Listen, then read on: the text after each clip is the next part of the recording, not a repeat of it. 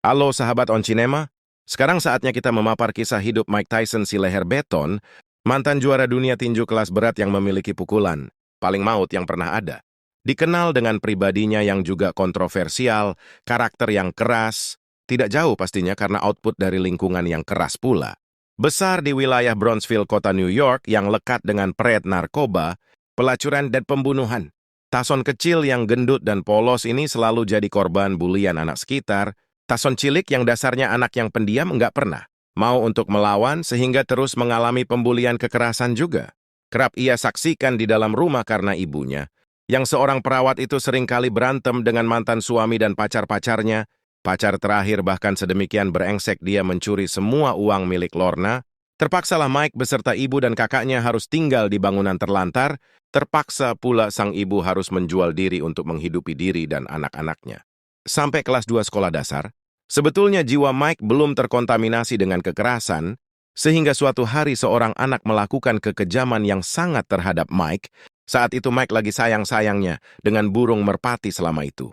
Hanya merpati-merpati inilah yang bisa membuatnya senang dan kebahagiaannya. Kemudian dirusak oleh teler yang mematahkan leher Georgie merpati kesayangan Mike. Mike cilik lupa diri dia pun lalu menghajar pembunuh Georgie dengan membabui buta. Dari situlah semuanya jadi berubah. Mike mulai dianggap sebagai bang jago oleh anak-anak di atas sumurnya mereka, mulai berkiprah mengambil jalan hidup gangsta ngutil dan nyopet kerjaan mereka. Hariannya di umurnya yang ke-10 tahun, Mike pun naik level jadi rampok. Sementara kedua kakaknya masih giat dan dapat nilai bagus di sekolah. Mike Tyson malah rubah jadi anak berandalan di umur itu pula ia pertama kali diciilok.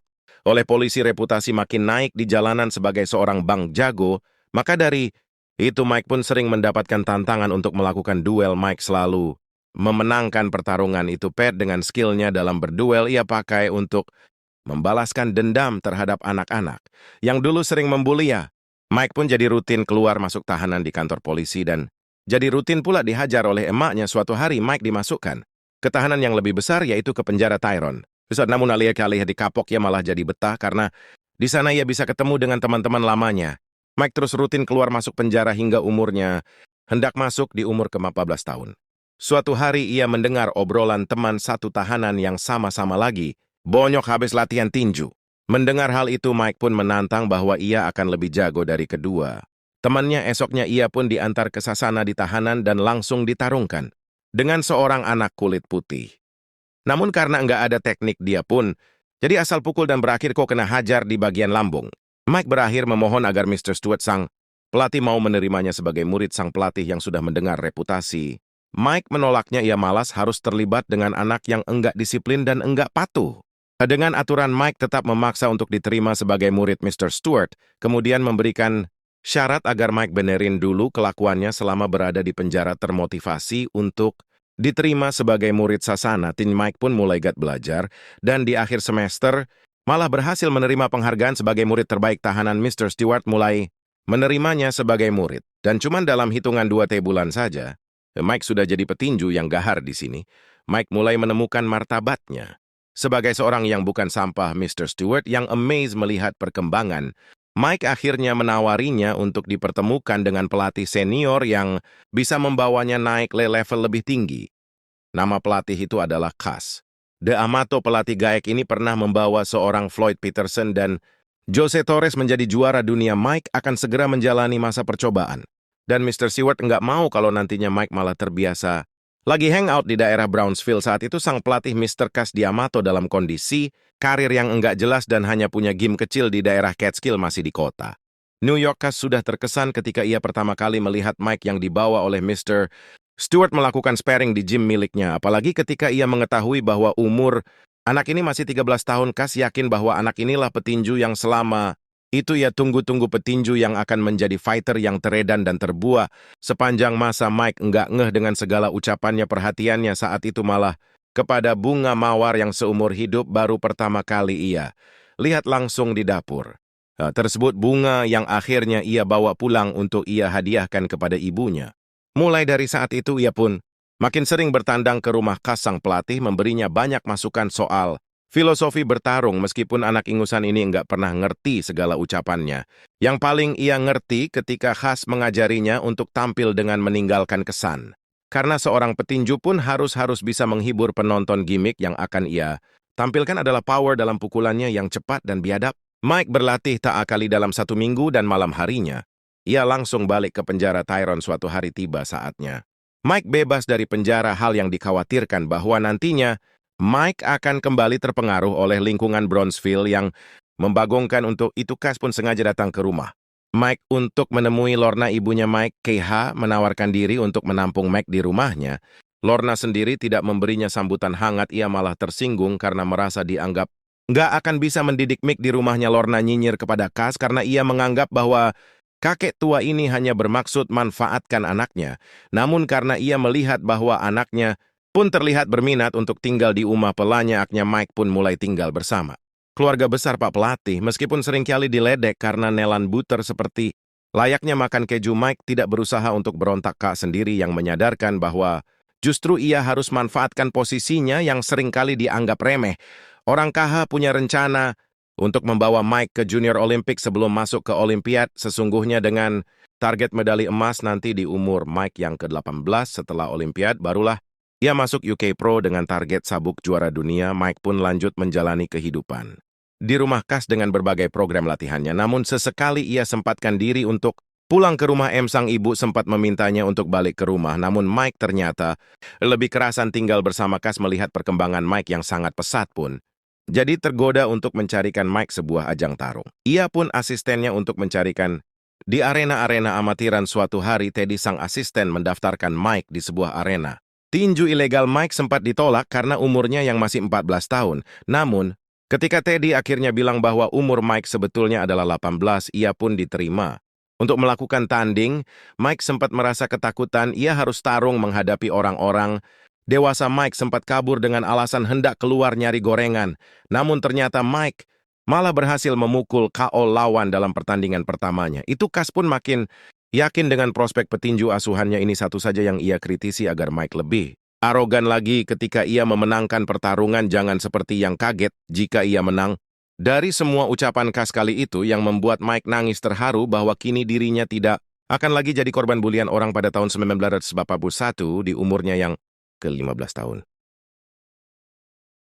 Mike Tyson meraih gelar juara para Olimpik. Ia memukul KO semua lawan-lawannya. Anak ini yang emas aus dengan pengakuan dari Emma, kemudian datang dengan membawa potongan artikel koran. Ia meminta sang Emma untuk membacanya bahwa kini ia sudah menjadi atlet peraih medali emas. Lorna pun mengakui bahwa kini ia melihat Aus seperti biasanya muncul. Kemudian nyinyiran kepada mengjurkan agar anaknya terus menang, karena kalah ia akan dibu pelatihnya. Itu Mike yang kini sudah berkembang sayang kepada seperti kepada ayah hak termendengaran. M-nya apagi ke M-nya tetap menuduh bahwa suhu hari Mike pun akan tetap jadi pencu sekalian. Mike membuktikan ucapan emaknya tadi malamnya. Ia dan seorang teman merampok TV. Seorang warga keduanya kemudian hangout di sebuah tempat rongsokan dengan TV curiannya. Itu menyadari bahwa kini Mike ini adalah seorang atlet peraih medali emas. Namun masih hangout di lokasi mereka, Barkim malah berakhir memarahi temannya itu Mike. Ia sarankan agar mensyukuri posisinya yang beruntung bisa diurus oleh seseorang, lalu menyarankan agar M menjauh dari Brownsville. Di sini nasib mereka bakal mudah.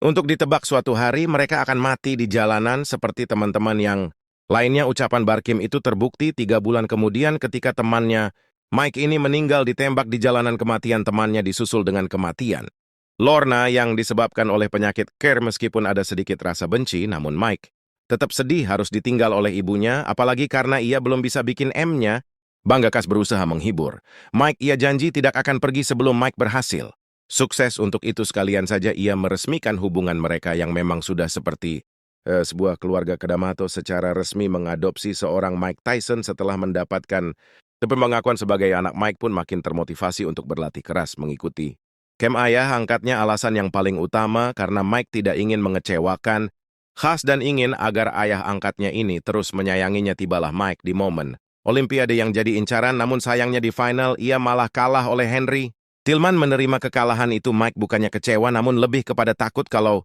ia akan dibuang oleh Cass. Namun ternyata hal itu sama sekali nggak ada di pikiran Cass, yang memang benar-benar sudah menganggapnya sebagai anak sendiri. Cass malah mengajak Mike untuk segera siap-siap turun ke pro dan bersiap untuk melakukan balas dendam terhadap perlakuan gak adil yang mereka tuduhkan telah dilakukan oleh juri Olimpiade. Dari situlah lahir seorang Mike Sherbaton tahun 1945.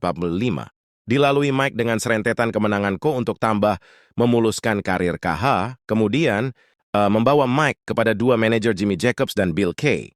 Namun demikian Cass tetap akan pegang kendali dari semua keputusan dan saat itu strategi dua manajer ini masih dianggap terlalu kacangan. KH nggak mau kalau Mike dibikin terlihat menyenangkan di depan publik. Dari dulu ia sudah membangun image Mike sebagai seorang monster yang menakutkan. Selama tahun 1985 itu Mike Tyson menjalani 10 pertarungan dan semuanya ia akhiri dengan kemenangan.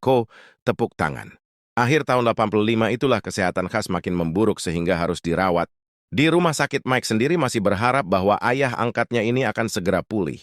Namun yang ada ia malah dititipi sebuah wasiat Casas yang sudah merasa bahwa ajalnya akan segera tiba, meminta agar Mike merawat Camille. Sang ibu angkat Cass sempat berjanji bahwa ia enggak akan pernah pergi kemana-mana sebelum Mike jadi juara dunia. Namun pada akhirnya tetap takdir Tuhan yang bicara. Sedih berat Mike harus kehilangan seseorang ketika akhirnya ia mendapatkan orang yang menghargainya sebagai seorang anak. Mike pada akhirnya memiliki seorang ayah dan dialah yang kemudian harus mengkuburkannya. Mike sempat limbung tanpa kehadiran Cass sampai akhirnya duo Jimmy dan Bill turun untuk menggantikan peran kemanajeran. Mike tetap tampil garang dengan pukulan tangannya yang bagai palu godam. Enggak ada satupun dari mereka yang minta dilakukan pertandingan. Rematch. Sang manajer benar-benar mengeksploitasi penampilan Mike sepanjang tahun 1996 itu. Mike tampil lebih sering dari sebelumnya. Mike Tyson benar-benar telah menjadi seorang monster yang diinginkan oleh seorang KH. November tahun 1946 dengan bertempat di Las Vegas. Mike Tyson akan menjalani pertarungan perabutan gelar juara dunia kelas berat WBC melawan Trevor Berbick. Mike yang saat itu menyandang rekor 27 kemenangan dalam 27 pertandingan dengan 25 kali kemenangan mulai menjadi perhatian publik Amerika dan sangat diunggulkan untuk memenangkan pertarungan tersebut. Di ronde pertama sang juara bertahan sudah jadi bulan-bulanan penantangnya. Untungnya ia masih terselamatkan oleh bunyi lonceng di ronde kedua. Trevor Berbick sudah tidak mampu lagi menghindar dari pukulan-pukulan Tyson setelah mengalami knockdown di awal laga. Selanjutnya ia pun tidak bisa lagi memberikan banyak perlawanan. Sang juara bertahan berakhir di TKO di akhir ronde kedua. Untuk mengiringi kemunculan seorang juara dunia baru, Mike berhasil mewujudkan mimpi mendiang pelatihnya menjadi seorang juara dunia kehidupan. Mike berubah 180 derajat dari yang tadinya bokeh. Kini ia bergelimang harta. Dari yang tadinya jomblo akut, kini Mike banyak dihampiri kaum wanita. Namun dari semua wanita hanya satu saja yang bisa bikin hatinya meleyot, yaitu seorang artis pemula yang bernama Robin Givens. Dengan mengandalkan koneksi yang ia miliki, akhirnya ia bisa berkenalan dengan Robin, yang ternyata kalau kemana-mana masih selalu dikawal oleh emaknya. Setelah menjalani beberapa kali kencan, Mike pun nembak sang cewek, namun Robin masih menolaknya. Baru setelah Mike menjalani partai berikut dalam agenda mempertahankan gelar, keadaan mulai berubah. Sang juara yang pada partai itu banyak menerima pukulan dari James The Bone Crusher yang merupakan penyandang gelar juara dunia WBA. Repotnya Mike dalam mengalahkan The Bone Crusher ternyata malah bikin Robin jadi tersentuh. Robin melihat bahwa orang yang terlihat brutal ini ternyata bisa melemah juga. Robin pun menerima tembakan dari Mike dan resmilah kini keduanya berpacaran. Mike sangat memanjakan Robin dengan siraman hadiah-hadiah mewah. Keduanya sempat menjadi pasangan paling hot se-Amerika Raya. Suatu hari Robin mengaku bahwa dirinya sudah tekdung akibat kekejaman Mike. Sang juara yang bucin berat sekalian memanfaatkan momen itu untuk meminang cewek pujaannya ini. Menikahlah kemudian keduanya dalam keadaan Robin hamil muda di awal tahun 98. Setelah pada bulan Agustus 1987, Tyson mengawinkan 3 gelar juara dunia dengan mengalahkan Tony Tucker Maret 88. Dia mengkau Tony TBS untuk mempertahankan gelar juaranya. Selepas pertandingan yang digelar di kota Tokyo itu, ia harus kembali kehilangan orang terdekat. Jimmy Jacobs berpulang menyusul Cass D'Amato. Selanjutnya Bill Keaton. Sang manajer ternyata lebih banyak memanfaatkan Mike dan itu bikin kesah Robin yang sudah resmi jadi istri Bill pun digugat oleh Robin dan kini keuangan Mike dipegang selede dirinya. Saat kondisi kosong itulah datang seorang Don King yang mengendus bau cuan. Diketek seorang Mike, sang manajer kahot ini mulai melakukan pendekatan-pendekatan. Robin yang kini menjadi pengendali uang Mike mulai jor-joran membelanjakan tabungan. Suami pihak Robin sendiri nggak percaya kepada Don King. Mereka lebih merekomen bisnisman lain yang kebetulan telah menawarkan pula jasa konsultasi bisnisnya. Orangnya adalah Donald Trump. Mike yang polos ini kemudian nge-spill semua omongan Istrinya kepada Don dan Don King selalu mengkonter balik serangan Robin kepada dirinya Mike. Ia hasut agar jangan mau jadi sapi perahan istri dan ibu mertua Don. King bilang bahwa perlakuan mereka sangat melemahkan citra Mike. Yang seorang juara dunia tinju dekat dengan Don Mike pun jadi sering pulang subuh dan hal itu bikin Robin jadi tambah kesal. Juara dunia tinju ini pun habis kena jeb omelan istri dan karena hasutan Don, kini Mike mulai berani membentak balik. Mike bilang bahwa ia nyesal sudah bikin hamil Robin, kalau enggak mungkin mereka sama sekali enggak akan menikah. Saat itulah serta-merta Robin membuat sebuah pengakuan bahwa sebetulnya kandungannya sudah gugur seperti yang ingin melepas beban Mike. Mike malah jadi curiga, jangan-jangan istrinya ini sama sekali belum pernah hamil. Suatu hari Mike mengajak Robin dan mertuanya berkunjung ke rumah. Hill diterima dengan hangat oleh ibu angkat Mick yang banyak berjasa dulu pernah mengurus suaminya. Robin malah muncul dengan keluhan. Sang istri mengeluhkan kebijakan moneter suaminya yang banyak mengeluarkan uang untuk menort ibu angkatnya. Ini tentu saja Mick jadi ngadat dengan kelakuan ini. Hilanglah Mick terhadap istrinya itu sepanjang akhir tahun 88 itu banyak dilalui Mike dengan insiden-insiden dengan Robin yang membuatnya jadi depresi karena obat yang dikasih oleh psikiater adalah sejenis obat penenang. Maka dari itu Mike pun jadi sering fly dan Robin terus mencekoki agar suaminya ini makin melemah. Robin bisa senang namun Don malah jadi gusar melihat performa petinjunya yang mengalami sedikit penurunan. Pertandingan terakhir di tahun itu adalah untuk melawan Michael Spink, melawan petinju gaik ini yang seangkatan dengan Muhammad Ali. Mike dia masih sanggup melumatnya dengan mudah. Mike dan Robin kemudian banyak terlibat dalam sesi percecokan rumah tangga dan dalam beberapa momen Mike akhirnya kehilangan kontrol, sempat melakukan kekerasan terhadapnya. Meskipun dari pengakuan Mike banyak ucapan dari istrinya itu yang terlalu dibikin hiperbola. Mike nabrak pohon di depan rumah karena mabuk, dibilang pengen bunuh diri. Sang istri pun mengajukan cerai di bulan Oktober tahun tersebut. Perceraian itu akhirnya terjadi di bulan Februari tahun berikutnya. Dan Robin menang banyak dari perceraiannya.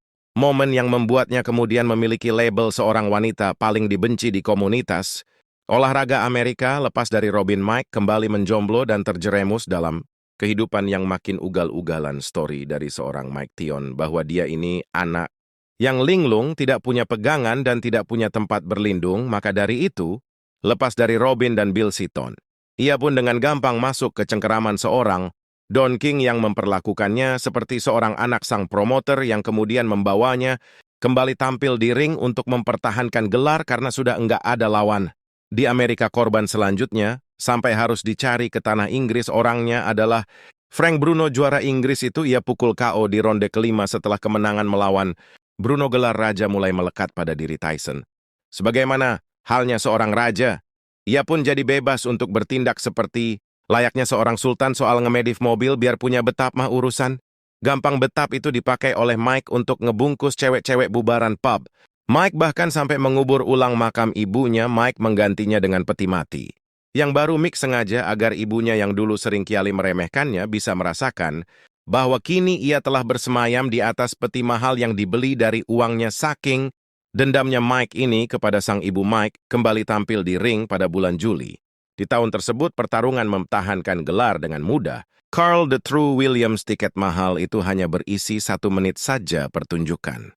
Mike Tyson di bawah manajemen Don King Tyson kemudian dibawa untuk melakukan tanding berikutnya di kota Tokyo, di mana dia akan berhadapan dengan James Booster Douglas. Di sana Don sekalian menjual Mike untuk membintangi beberapa kerjasama produk. Mike Ton boleh jadi raja, namun masih ada satu orang yang berani membuli. Orang itu adalah si kakak perempuannya. Mike sangat menyayangi kakak perempuannya ini. Dia nggak segan memberikan banyak barang bagus kepada dirinya. Mike yang sudah lama nggak ketemu dengan Nisi suatu hari mengajaknya pergi ke lokasi di mana ia biasa party. Sang adik ingin sedikit es kepada kakaknya bahwa sekarang adiknya ini sudah gaul di kalangan jet set. Nisi ia bawa ke lokasi di mana ia biasa ugal-ugalan bersama Don. Tempat itu tentu saja bukan Bu Ceselnya Nisi yang seorang kompleks biasa. Sang kakak menyuruh adiknya agar segera mengantarnya pulang. Di perjalanan pulang, Nisi enggak banyak komen soal kelakuan Mike, namun kakaknya ini lebih komplain melihat kelakuan Don yang di klub malah duduk di tempat VIP. Nisi menyadarkan Mike agar ia jangan terlalu percaya dengan orang yang bernama Don King ini, apalagi ketika ia juga mengetahui bahwa sampai saat itu Mike enggak tahu menahu jumlah uang tabungannya. Mike kemudian mencoba protes, namun Don selalu bisa menjinakkan Mike menghadapi pertarungan melawan Buster. Mike memang jelas-jelas hak prepare. Alasan yang utama, karena ia memang menganggap enteng Buster Douglas, ia anggap cuman kalengkong. Guan kosong, sehingga Mike pun tidak melakukan persiapan dengan matang. Alihkan alih latihan dan beristirahat, Mike malah pesta tiap malam. Mick pun pada akhirnya harus jadi bulan-bulanan Buster Douglas pada pertandingan tersebut. Dia kerepotan namun masih sempat menjatuhkan lawannya yang tinggi besar ini di ronde. Ke-8 buat Douglas berhasil bangun lalu kombinasi pukulan hook dan uppercut-nya balik menjatuhkan Mike di ronde ke-10 pertama kali selama karirnya di Iron. Mike mengalami knockdown untuk kemudian lalu mengalami kekalahan kalah dari Buster. Mike pun harus menanggalkan gelar juaranya merasa nothing tanpa gelar juara dia. Pun ngebut melakukan pertandingan agar bisa masuk sebagai penantang nomor 1 untuk kembali merebut gelar juara 4 pertandingan dia lakukan sampai pertengahan tahun. Terus 91 termasuk melawan Henry Tillman petinju yang mengalahkannya. Di final Olimpiade pada pertengahan 1991 itu di bulan Juli Mike diundang untuk hadir di acara pemilihan Miss Black di Indianapolis. Di sana dia kepincut dengan seorang peserta cewek imut yang bernama Desiree Washington. Cewek remaja ini tentu saja jadi kegirangan ketika diajak jalan oleh seorang Mike Tyson dengan motivasi agar bisa kirim foto bareng kepada ayahnya, yang mana fans berat The Iron Mike Desiree mengayokan ajakan. Mike alih-alih jalan-jalan Mike yang lonely ini malah berakhir membawa Desiree ke hotelnya. Di sana terjadilah sebuah insiden yang nantinya akan merusak karir dan kehidupan Mike. Selanjutnya Mike memperkosa Desiree. Dan cewek ini ternyata berani untuk menuntut Mike, yang mana di mata kaum kulit hitam adalah sosok seorang pahlawan karena sibuk menjalani persidangan. Mike pun jadinya tidak bisa melakukan pertandingan berikutnya adalah vonis. Hakim yang membuatnya harus libur tanding lebih lama lagi Mike Dionis. Hakim dengan dakwaan tahun tahanan penjara Mike Tyson pun harus kembali mendekam di penjara, sebuah tempat yang dulu sempat akrab dengan kehidupannya. Tentunya tidak mudah bagi seorang yang terkenal dengan reputasi yang dimilikinya untuk masuk ke tempat tersebut. Setelah banyak mengalami ujian dan godaan dari sesama tahanan di awal-awal tahun berikutnya, Mike pun mulai bisa beradaptasi. Di tahun keduanya, Mike mendapatkan seorang teman satu sel yang bernama Imam Sidi. Orang ini ternyata punya bakat entrepreneur tinggi. Mike ia ajak untuk memanfaatkan reputasinya agar bisa mendapatkan uang setelah itu kegiatan. Mike di penjara pun tidak jauh dari ngejar Juan dari yang asalnya nyari pasar di luar penjara. Lama-kelamaan ia punya ricuan dari sesama warga tahanan. Untuk melakukannya ia memakai masjid sebagai tempat bertransaksi. Keseringan nongkrong di Masjid Siddiq pun sekalian mengajak Mike untuk mulai belajar Islam. Mike masih diperbolehkan berniaga di tempatnya. Dengan satu syarat, dia harus melepas sepatu ataupun sendal miliknya. Mike yang sudah terbiasa melihat orang ngaji dan sholat tidak menolak ajakan Siddiq. Ia pun yang pula banyak mendengar penjelasan temannya itu tentang isi dari Al-Quran. Mike terpesona dan loginlah dia memeluk agama Islam yang masih ia pegang hingga hari ini. Karena berkelakuan baik, Mike mendapatkan masasa potongan tahanan sang mantan juara dunia bisa bebas di tahun 1995. Mike sempat bimbang harus kembali menghadapi kehidupan di luar penjara, yang mana begitu liar dan juga membagongkan. Hanya satu saja pesan dari Siddiq agar Mike selalu ingat kepada Allah jalan apapun yang nantinya akan ia pilih. 25 Maret 1995, Mike Tyson akhirnya bebas dari tahanan dan dijemput oleh Don King beserta dengan para pendukungnya. Mike sebetulnya masih merasa adem berada di tahanan menjalani kehidupan yang tenang, namun tidak ada kata slow kalau sudah balik kontak dengan Don King berkat dukungan dari Monica Turner, seorang dokter yang dekat selama ia berada di penjara. Mike pun akhirnya yakin dengan keputusannya untuk memecat Don. Namun ternyata sang promotor sudah siap dengan kunciannya uang 2 juta. Sudah ia siap untuk pertarungan berikut melawan Peter McNeil. Mike yang baru keluar dari penjara pastinya ngiler melihat 2 koper uang di hadapannya. Ia pun jadi urung memecat Don. Persiapan harus dilakukan dengan segera setelah menjalani latihan untuk kembali mengasah skill dan insting bertandingnya. Mike Tyson melakukan comeback di bulan Agustus 1995. 5 bulan saja sejak ia keluar dari penjara, Mike sebetulnya GPD menjalani pertarungan pertamanya ini. Untungnya sang lawan malah lebih enggak pede ketimbang Mike Peter. MC Neal selesai dalam waktu 1 menit setengah saja. Don pun makin sibuk menjual. Mick bulan Desembernya sang mantan juara sudah ia bawa lagi naik ring menghadapi Buster. Matis 3 ronde saja pertanian itu dilakukan 3 bulan. Kemudian giliran Frank Bruno yang kembali harus jadi korban 3 ronde pula. Pertanian itu berlangsung, Mike Tyson kembali berhasil merebut gelar juara. Dunia WBC sabuk warna hijau itu kemudian disusul dengan sabuk warna merah. Milik WBA yang sedang dipegang oleh Bruce Helden di bulan Septembernya, Mike Tyson pun balik. Ya, jadi Raja menerima kembali kejayaannya dalam waktu yang singkat saja. Ternyata tidak mudah bagi seseorang. Mike malah balik, jadi benci dengan dirinya. Ia merasa tidak pantas menerima semua yang sudah ia miliki. Mike pun jadi stres dan mulai masuk ke jeratan narkoboy momen menjelang. Pertandingan melawan Evander Holyfield mentalnya jadi kena imbas. Mike mengalami parno, dia takut akan kembali kalah seperti lawan Douglas. Mike pun memang kalah pada seri 1 lawan Holyfield dalam sebuah pertandingan, yang banyak diisi adegan sundul-menyundul oleh sang penantang ke wajah Mike. Selepas pertandingan tersebut, Mike masih sempat meresmikan hubungannya dengan Monica Turner dalam pernikahan yang menampilkan Imam Siddiq sebagai bapak lebih. Mike menikahi Monica, secara Islam hari itu pula Don hadir dengan sebuah kabar bahwa dia sudah ngedil pertandingan rematch antara dirinya melawan Holyfield. Mike yang sebetulnya ingin santai dulu kesulitan untuk menolak uang 30 juta dolar yang sudah dijanjikan Don untuk pertandingan tersebut dalam pertandingan yang disiarkan secara live ke sebanyak 97 negara itu. Babang Holyfield ternyata kembali tampil dengan strategi yang sebelumnya kesulitan untuk meladeni Mike dalam open play. Ia banyak memeluk dan lanjut meluncurkan tandukan ke muka Mike dalam 2 res saja pelipis mata. Mike Tyson sudah sobek dan wasit tidak melakukan tindakan. Disinilah momen krusial. Terjadi. Mike yang sudah hilang sabar, dia mulai lepas kontrol ketika sang lawan kembali melakukan tandukan. Mike pun menggigit telinganya. Suasana kemudian berlanjut chaos, sehingga pertandingan pun harus dihentikan oleh wasit. Mike dinyatakan kalah diskualifikasi.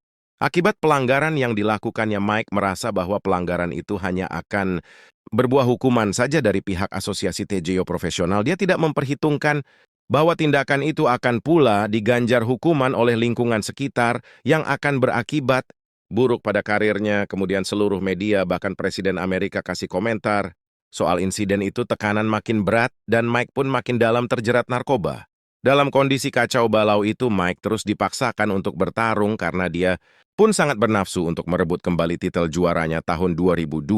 Mike akhirnya mendapatkan kesempatan itu untuk menghadapi Lennox Lewis, juara dunia yang berhasil mengalahkan Evander Tyson yang sangat bernafsu dan juga lagi nyandang titel pecandu menyerang Lennox dalam acara konferensi pers. Belum apa-apa, suasana sudah kacau balau. Mike kembali melakukan gigitan kali ini pada kaki Lennox, tindakan yang kemudian membuatnya didenda 15 won. Pertarungan pun terjadi di bulan Juni. Mike Tyson yang lagi nyandu melawan Lennox Lewis yang sedang berada pada kondisi prime. Lennox bukanlah seorang juara karena kebetulan dia ini memang petinju yang punya kualitas. Tentu saja ia sangat mampu untuk menaklukkan seorang Mike Tyson yang berada pada umur senja. Mike nambru di ronde ke-8 seakan semuanya tidak cukup ambyar bagi Mike Tyson. Setelahnya ia kemudian malah dinyatakan mengalami kebangkrutan. Kalau untuk urusan itu enggak ada lagi yang harus dipertanyakan selain daripada Don King.